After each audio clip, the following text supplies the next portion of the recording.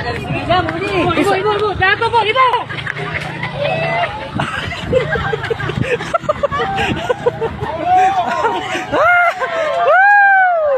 Syederalun aksi nekat seorang ibu-ibu menerobos masuk lewat lubang samping kapal membuat sejumlah petugas kewalahan. Hal itu dilakukannya lantaran terlambat datang saat kapal hendak berangkat. Mau ke sana.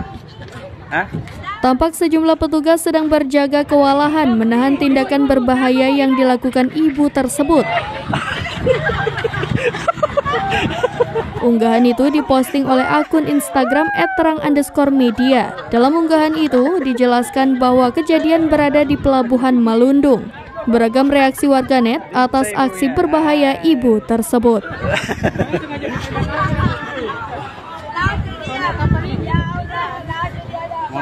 Mau ke sana. Pak, besar ini. Masih di sana ini. Amat. Ibu, jatuh bu, ibu.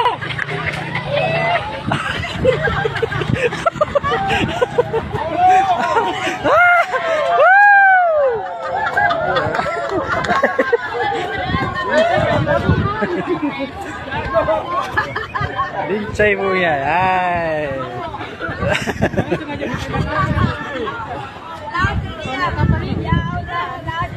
Mau ke sana.